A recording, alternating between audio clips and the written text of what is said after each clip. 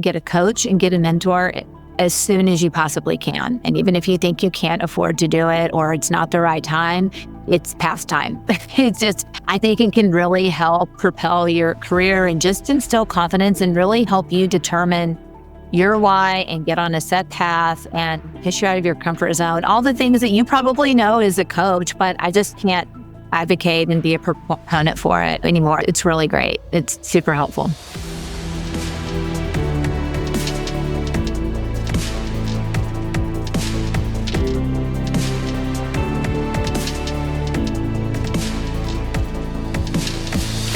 Hello and welcome, everyone. I'm so glad to have you here for another episode of the Care to Lead interview series.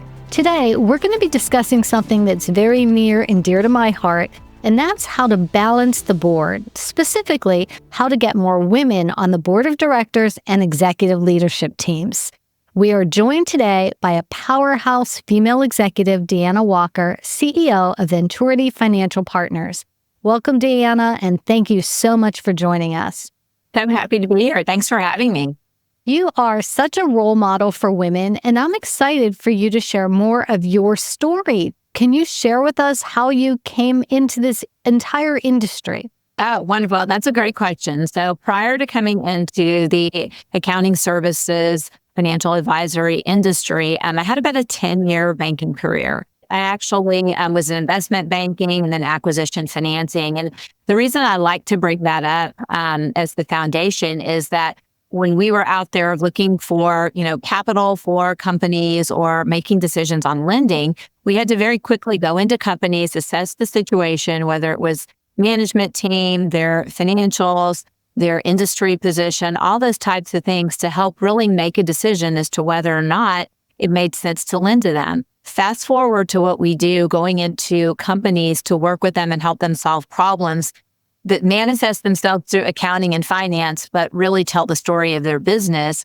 It really prepared me well to go into our company and be able to be in front of clients and quickly assess through visiting with them about what their issues are and how we may be able to help them. As a leadership coach, right, there's some things that you just said in there that I want to unpack a little bit. Sure. A lot of consultants will say they're going to go in and they try to look at an organization. Now, I know your focus is financial things, their books and their mergers or acquisitions financially. But there's also that part of it is, how do you evaluate the leadership?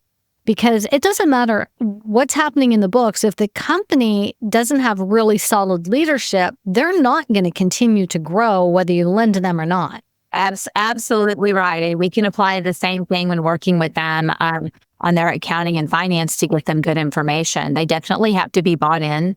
They have to value it. And so a lot of time on the front end is spent asking just a lot of questions to understand the decision makers. And sometimes there's even more than one. So that makes it really interesting.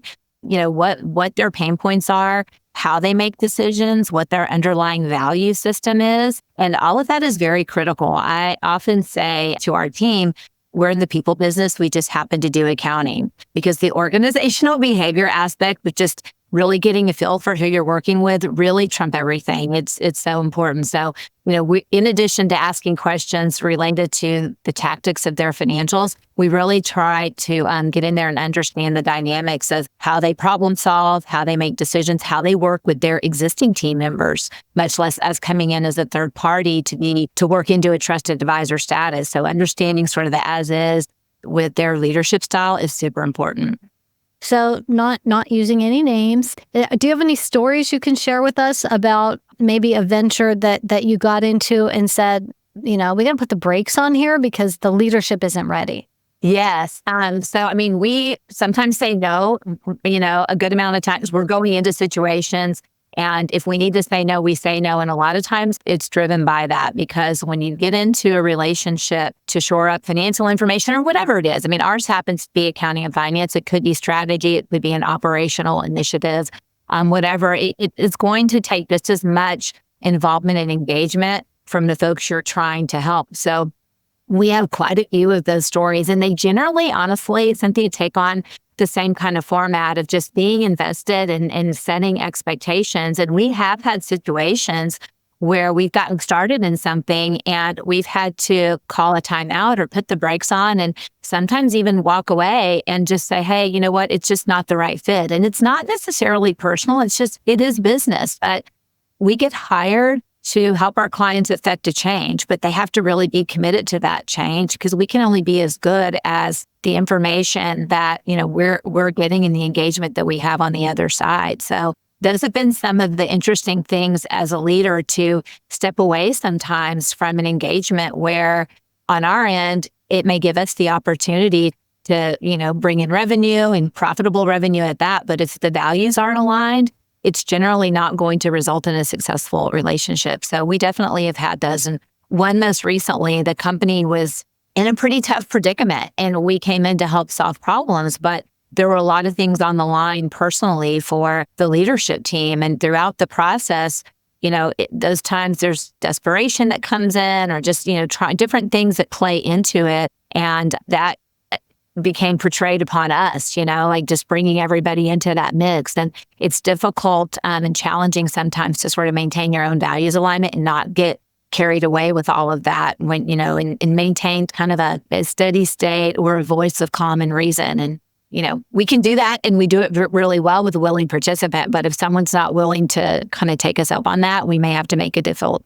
decision to step back. I find it interesting when you have organizations that really want to do more and they want to grow and they want to get the solutions that you offer. Often when there's a leadership problem, right? When leaders, sometimes it's their ego, sometimes it's their drive, whatever it is, sometimes the leader is actually the roadblock. And when they're the roadblock, they are usually so blind to that they're completely unaware. And it's like the team members, it's like the emperor is not wearing clothes. Does anyone speak up and tell the leader that they're not the right fit?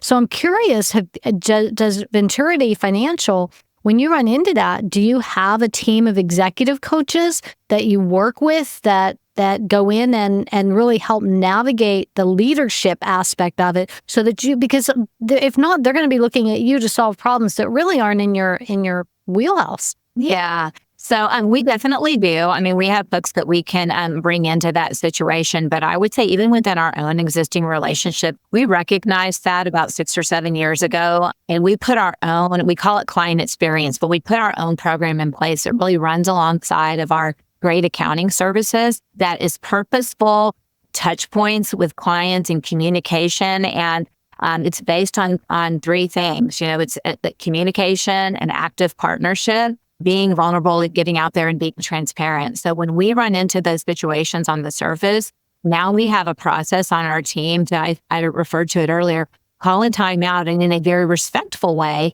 have those difficult, crucial conversations, if you will, with that leadership team. Again, the key is in a respectful way and it's the tone and it's how you do it, but to address it and to bring it to the forefront as opposed to just trying to work around it or deal with it, which is what we used to do in the past, quite honestly. And it made for a difficult situation because the client may not have ended up happy, and then it was tough on our teams to have to work through those situations. Nobody's perfect. We're not perfect on our end. And so when we miss marks or don't follow through on something, we bring that to the table as well. So it's not one-sided. It's definitely a setting of expectations on the forefront of a relationship that says, hey, if we're not meeting our marks, please let us know, and vice versa. Are you okay with that? I think one of the things that you mentioned in the article, which resonated, and I think that probably gives you empathy towards some of these leaders, is that you actually struggled yourself when you went from being a producer, someone who's bringing in money, to someone who's now leading people. And I find that to be one of the biggest challenges that new leaders face, especially because they've been promoted because they're good at producing. And now they're here, and it's really a tough mind shift change. So tell us a little bit more about that. It was a challenging time for me. So I had the 10-year banking career on the front lines, involved in deals, and that was what I really enjoyed, right? And then I got involved with Venturity and came up through the ranks on the business development side. So, an energetic and fun day for me is being out there in front of the client, having the kind of conversations we're just talking about, the challenging ones, or the exciting ones could be a part of where they want to grow or a combination thereof. And that's what really gives me energy. And we grew the company, but got to a point where I couldn't be the only person that was doing that. And if we wanted to scale and grow, and Chris, our founder, came to me and he said, you know what you need to be doing soon. And I was like, I think I do, but what, And he was like, we really need to bring some other folks in, which we had done, but it was still very much we were in this together and I was a player coach, let's just say. And just like if we, if we want to scale, we need to really put a solution in place on the sales and marketing function that we can grow with. And that's going to involve you going into a management of that team. And I was like, I don't want to do it. I'm like, I love deals, And he's like, well, I know you don't want to do it, but we need to. And so it was about a 2-year journey before I really can say that I really started embracing it and understanding how to find that energy through working with others to help them succeed in getting something over the goal line. What helped me along the way is I had a coach. And so we hired someone to help us really put a purposeful sales process in place. We had it, but we didn't write it down. There wasn't accountability. And part of that was having a management piece to that. And so that person came in to assist us with that. And they started off by being the sales manager, and I was sort of shadowing. And then they coached me through the transition. And then that person actually became my executive coach. So it was a major transformation for me. And I'm so happy to have made it, but it wasn't easy by any means. I think that you're exactly right. I partner with so many executives. That partnership is critical, and it's critical for a couple of reasons. One is because it's an outside person.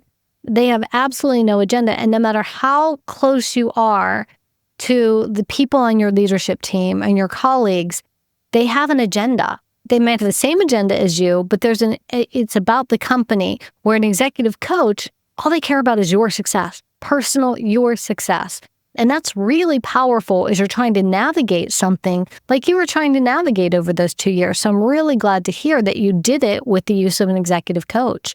Yes, hands down. And, I often get asked, okay, if you had advice that there was one thing that you would share with somebody, and it would be get a coach and get a mentor as soon as you possibly can. And even if you think you can't afford to do it or it's not the right time, it's past time. I think it can really help propel your career and just instill confidence and really help you determine your why and get on a set path and push you out of your comfort zone. All the things that you probably know as a coach, but I just can't advocate and be a proponent for it, anymore. It's really great. It's super helpful. So you used 2 words there. You used a mentor and a coach, and they're different. And I'd like you to speak to, what is a mentor compared to a coach? Yeah, gosh, I would say, coaching is asking a lot of questions and being there and helping folks to self-discover and, make their own decisions.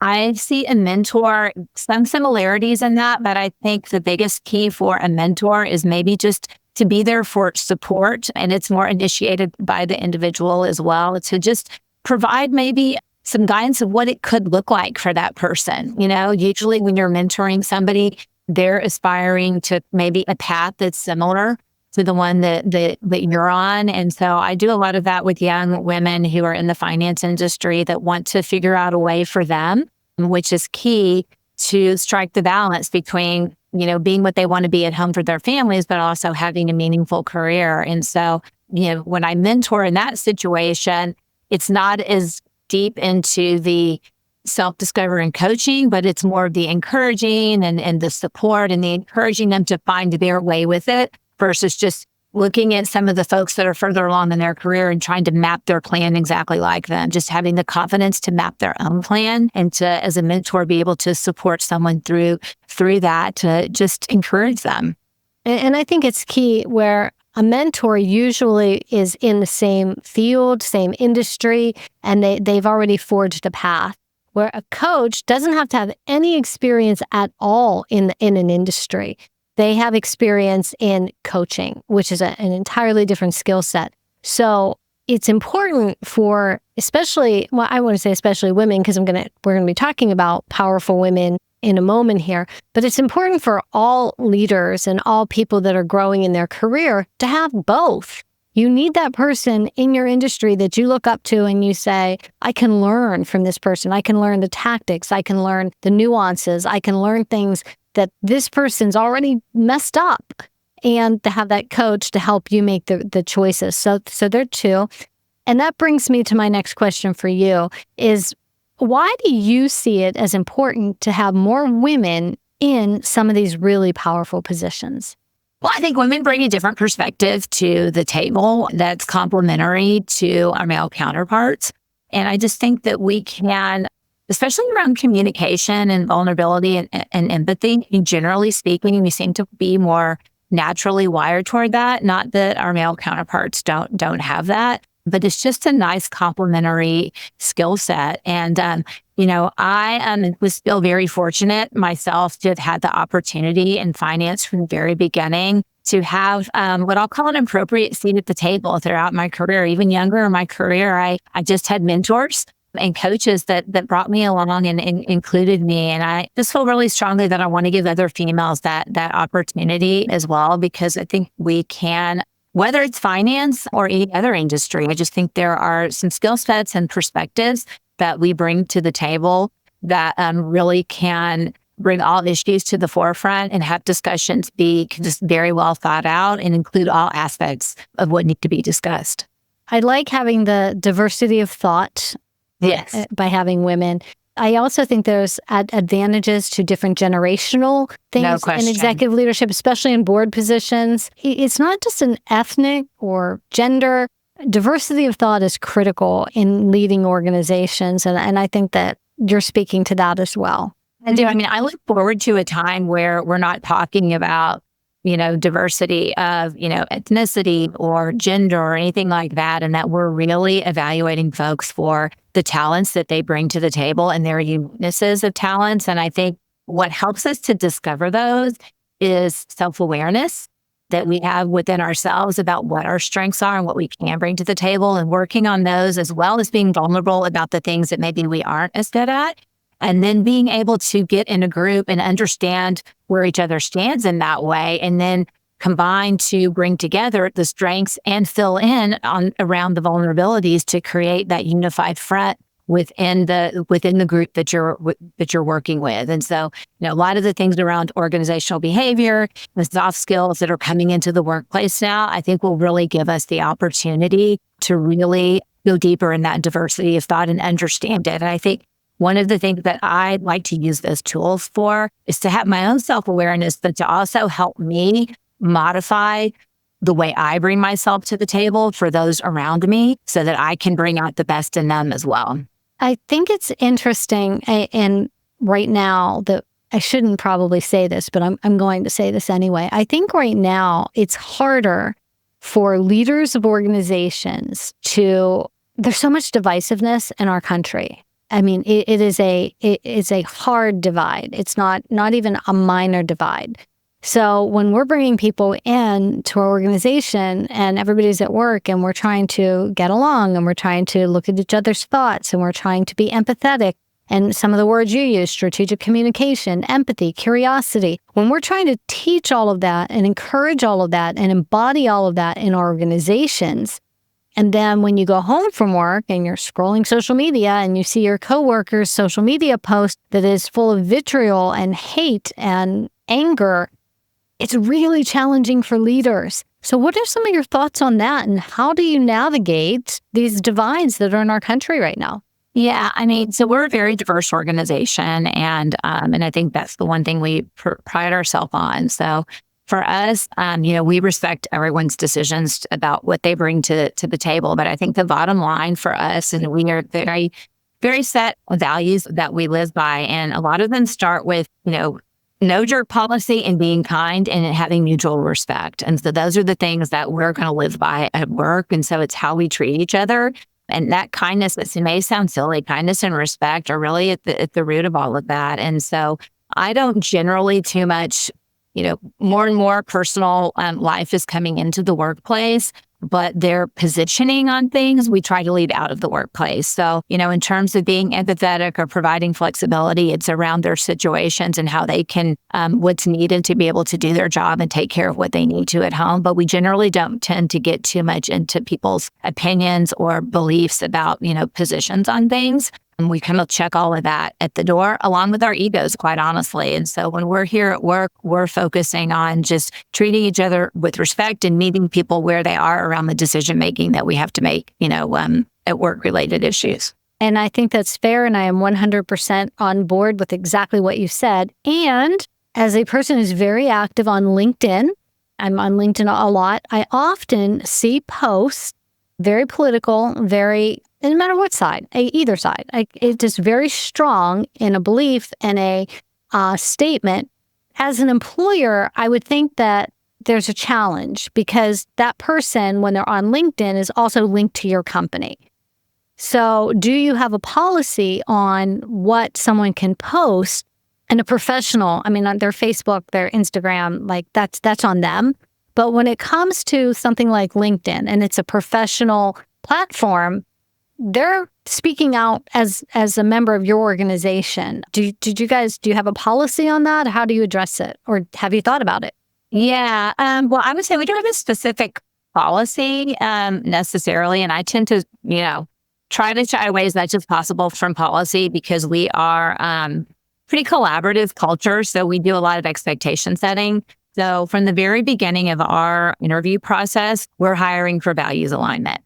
And within the values alignment, there are things like unmatched integrity and, again, respect, and just the way we approach our client relationships, the way we approach our work product and delivery on that. And so we're having those types of conversations about our expectations from the very beginning of the process. So by the time someone gets into our organization, we feel pretty good that there's a good amount of values alignment there that transcends to decision making and how people bring themselves to the table, whether it's at work or in their posting. So I'll be honest, we haven't really had a lot of issues related to that because we do a lot of expectation setting around our level of professionalism and what it means to be successful here. And so I think those are types of the things that probably help us not have to deal with that as much. But I think you do raise as a good point. We just haven't specifically had to deal with too much of that. And I'll caveat yet, because we are in a world that's changing and the polarization and the extremism of decision-making and thoughts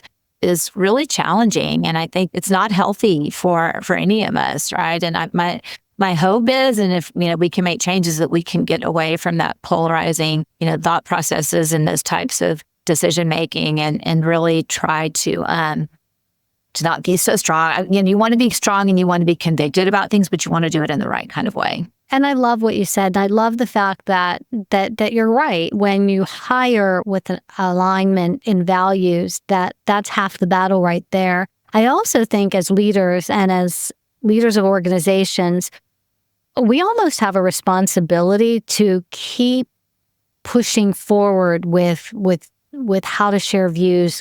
Some of the things we have to do to have good workplace cultures are lessons and development and organizational skills that are going to spill out into personal lives and into social media.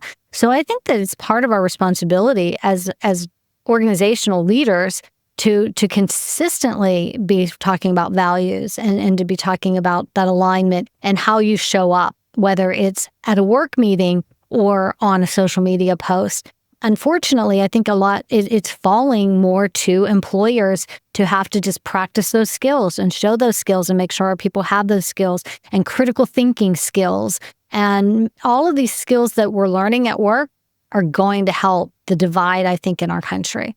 Yeah, no, I agree. I think that's where I try to put my energies. So we recently had a transition. So I'm relatively new to my CEO role, though I've been with Venturity for 21 years. And our founder, we had a handoff last December. And, we've got 5 values, and one of them is unmatched integrity. And it really transcends a lot of things. But his final parting message to our group, and he's still around in a founder capacity, but on the day we did the official handoff, he got up and gave a speech that I had no idea what he was going to say, actually. He focused on bringing your A game.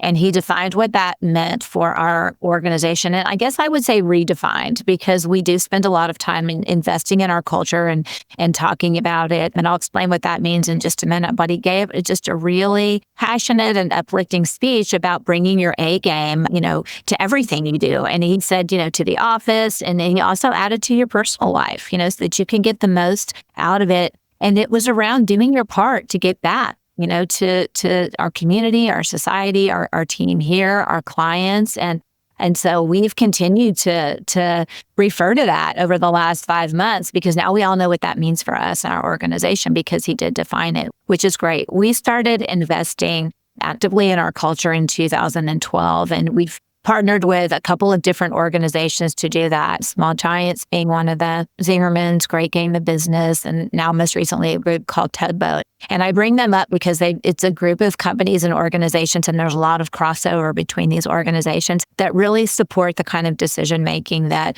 you're talking about here, which is being purposeful and putting people first and really having values, expectations. And, of course, we're in business to make money. So there's revenue in there, and there's, profitability targets. You have to be healthy in order to be able to have these organizations that invest the way that you do. But we very actively invest in our culture. And we've got, there are things like our branded space, and our conference rooms are named after our values. And those are all great. But really where it's embedded is in our decision making. Like I said, starting in the hiring process and our performance reviews, and even decision making about those tough decisions that we talked about earlier about, should we continue to work with this client? Do they need our values alignments or not? And sometimes, it's a value when it becomes a tough decision to have to make. Like, it hurts, I guess, is what I would say, in some way, shape, or form. But in the long run, it benefits you, and it helps you to continue to focus on your culture. So that's how we've approached it. But I couldn't agree with you more. I think it's going to become more and more part of what we do in our work worlds, is to set the way and set those role models and expectations in the office that, we can hope will transcend to and support, honestly, what folks do when they're outside of the office. Yeah, one of the things that I do with the leaders that I work with all the time is one question they have to continually ask themselves throughout the day is, how do I want to show up? And it's not just once. It's like, how do I want to show up as a leader today? It's like, how do I want to show up on this phone call? How do I want to show up for this podcast? How do I want to show up for this next meeting? And when you're driving home, how do I want to show up when I walk in the house tonight? How do I want to show up at this soccer game? Like, how do I want to show up?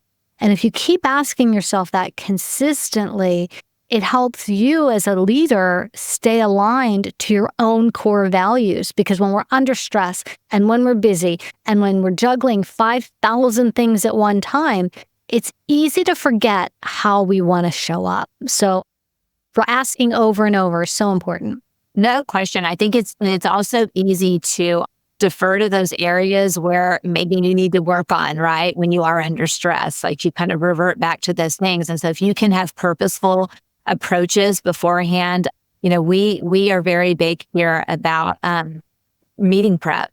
The preparation for the meeting is, way more important sometimes than the meeting. And it's great because you get in that habit of prepping for whatever it is, an important phone call or a meeting. You go into the meeting so much better prepared, and the outcomes are just so much better, especially if it's where you're having a critical and crucial conversation and you've got a set agenda. And so, yes, I couldn't agree with you more. I mean, we're pretty close to having that be second nature around here for us, but under times of stress, we forget sometimes. So the more you can do it purposefully ahead of time, the better chance you give yourself to be able to know to make sure you do that when you are under stress. So I think something that might be beneficial for the people watching this interview, tell us, if you can, what do you notice about yourself when you find yourself under stress? Quick to judge. And that's one of the things that I have worked on. I think that's for me something, to, instead of taking that step back, I quick to judge and quick to respond. Mm-hmm. So one of the things that I work on is that putting that space in terms of reaction out there. So if someone says something, instead of immediately reacting, to really slow down and to take that space and put that space in there to really reflect, to make sure that my response is thought out and is respectful, and so that it doesn't cause more, piling on of situations that it's, sometimes you have to make a quick decision. I get that. But to put a little bit of space sometimes before you react is something that is, I've always worked on now for quite a few years. I will say I'm better at the office than I am at home. And that's not a proud thing to say, but just to be vulnerable as a leader, that's where I've got, some work to do as well. Because my home is where I've got that foundation of support. So I need to be, take that, not take it for granted, which sometimes happens when I do get stressed. So an interesting fun fact, and if you're familiar with the Myers-Briggs personality profile, if you know your personality type, like I'm an ENFP, and I'm like 100% clarity on those. There's no shades of gray. I'm 1000% ENFP. But when you become under stress, like for myself, that inverts. So the opposite personality comes out and it's warped. So for me, the ENFP, I'm like, trust my gut. Like I can assess a room. I can tell the feelings. And when you get into numbers and statistics and details, I'm like, yeah, I don't like any of that. But when I get under stress, this warped sense of like all and everything and numbers and stats and this is going to happen and that's going to happen.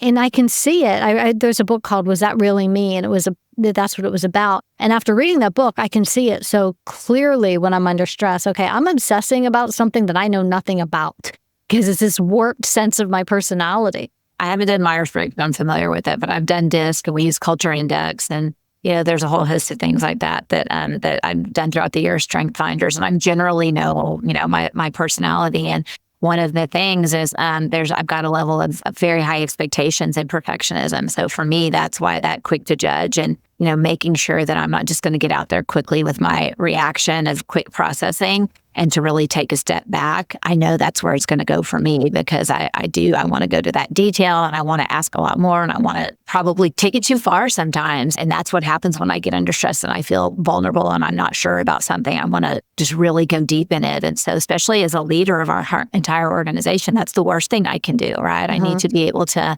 empower and trust our folks and provide them with the tools and to let go of some of those things that others can do. And oftentimes they'll do better than I can. So I hear what you're saying. I think what we're speaking about is just really, it starts with true self-awareness and investing in that self-awareness to understand who we are as people and then deciding how we're going to bring ourselves. And I think if we each committed to that, as opposed to worrying about what someone else is doing and why what someone else is doing doesn't feel good to us, if we worry about bringing our best self and understanding who we are and how to adjust in situations, I think that's energy better spent, in my opinion. So, Deanna, after speaking to you, I can see that Venturity Financial has a CEO in place that is very committed to people and leadership and being the best. Can you share with us who is the ideal client for Venturity Financial and what you would do with this ideal client? Yeah, no, that's a great question. And so we've been around for 23 years. We provide outsourced accounting services and financial advisory. So anything that you think of that a back office accounting department and finance group would do for a company is the services that we bring to the table for privately held companies. So everything from paying a bill to putting a strategic, forward-thinking 5-year cash flow plan in place or projections with scenario planning is what our team can bring to the table. And so for us, an ideal client is really someone who values having that good information and uses it for their decision-making. And that may sound really obvious, but for years, it's been, accounting is a necessary evil. It's not core to the business. We'll either outsource it or we're not really going to embrace it so much. I just don't want to do it. I'll let someone else do it. Or sometimes business owners just don't even want to think about that, right? If someone's like that, or if that's where their beliefs are, it's probably not necessarily a good fit for us. So for the folks that are really ideal for us are those that value having that really good information and want to use the information to help tell the story of their business and to have it as a key important tool in their strategic decision-making and planning. And really that can range from a small business owner up through and including, private equity groups that make a sizable investment and bring a lending partner to the table. They need to, every bit as much, if not more, have really solid information that they can rely on and not have to worry about if it's correct or not, but that they can really believe in it and take action on it. So those ideal clients are ones that really value that and are willing to invest in it. Because we're more than bookkeeping. We really are looking to provide that information that is actionable and that can be relied on, whether it's internal or external in your organization. Are there any, is there any like minimum size of a company or maximum size of the company or any particular niche that you fall into? Yeah, I would say right now our sweet spot has been in like the 30 to 500 million in revenue. And I know that's broad from a revenue standpoint.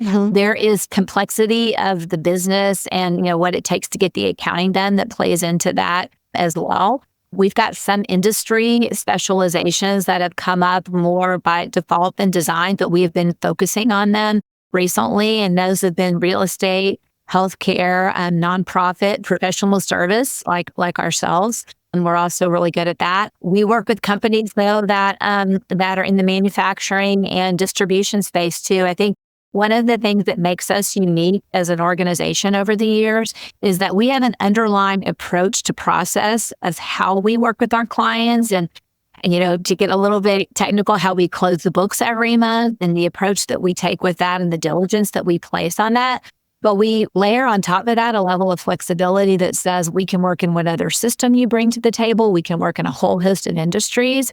And so that gives us a unique position to be able to really be broad in our service offering, but really rooted in a foundational approach that we have found a great deal of success in. And we cross-train our people on that approach. And so the nice thing about coming to our organization is that your information isn't in the head of one or two or three individuals. It's really at the organizational level with us when you partner with us for your back office and finance needs. Do you see yourselves ever having a division? Because what you're talking about in the size range that you're talking about is hugely valuable. And I also think it would be hugely valuable for a company from 3 million to 15 million. And you're speaking at a larger scale. Do you ever see yourself having a division for smaller companies that can benefit from what you do? Yeah, and that's a great question. So we do have some clients that are under 15 million in revenue, and that's really where our beginnings were. I mean, if you asked us, a handful of years ago, I would have said that, we're 50 million and under in revenue. And so as we've expanded our capabilities, we've moved up market. But again, if there is a client that is a funded startup or even a $10 million revenue company and they value the information and they're willing to make the investments, because our service offering is pretty comprehensive now, though it's more than bookkeeping. So we can definitely work with the smaller revenue clients if we're aligned in our value about what we're going to be bringing to the table. And it works for them and they need that and they want that. Sometimes smaller companies, it may or may not make sense depending on what their goals are and their trajectory. And again, if it's a lifestyle business and there's no external reporting, we may be too much for that client. It may not make sense. And that's one of the things that when we're visiting with clients that we want to get to the bottom of, because we do want to be aligned in services and make sure that we are bringing something that's valuable to the table. So we definitely have clients in that range, and they're smaller, but they value what we bring to the table. So they're willing to make that investment. And it's not just an investment of dollars, it's an investment of time too. So going back to what we talked about at the beginning of the show is that, we can only be as good as our client partner brings to the table. And that's information, that's time, that's, commitment. And if the client's smaller and is willing to make that investment all the way around, then we can be a good partner there as well. Is there a myth that you would like to take the opportunity to bust a myth about financial services that you take time to do right now? Yeah, I've already touched on it, but I'm pretty strong advocate for it, because at one point in time, we used to have a different mantra that, and that is that accounting and finance is super important. And so the whole myth that it's not core to your operations and things like that, if we shouldn't pay attention to it, is a very big myth, especially regardless of what you're wanting to do, whether it's to grow your company to sell. And, we have heard from the deal folks that it can mean 2 or 3, times turn on EBITDA for evaluation, or if you're just growing in to keep it forever and to invest, being financially healthy and knowing where you stand and being able to have your financials tell the story of your business is very much a competitive advantage. And it really should be table stakes, but it's definitely a competitive advantage, especially in our fast-paced world that we're living in. Information is power. And so the more that you can have consistent and accurate information that removes the noise of something, just that can be addressed, so that you can really, from an good accounting and great accounting, to be able to use that information, the better off you're going to be to have those tools for decision making. Excellent. And for our listeners who want to learn more about your work, how can they connect with you or your business? They can find us at www.venturity.net. We're also on LinkedIn. I'm there, our VP of Business Development there, really all of our team members. So we've got some social media presence as well. And we'll make sure that we put all of those links with the show notes. And I want to thank you for your time today, Deanna. Thank you. For our listeners, I want to thank you for tuning in to the Care to Lead video series today. If you found this episode valuable and you want to stay updated on our latest interviews and insights, remember to subscribe to our YouTube channel or find us on your favorite podcast platform. Until next time, remember, leaders who care to lead. Thank you.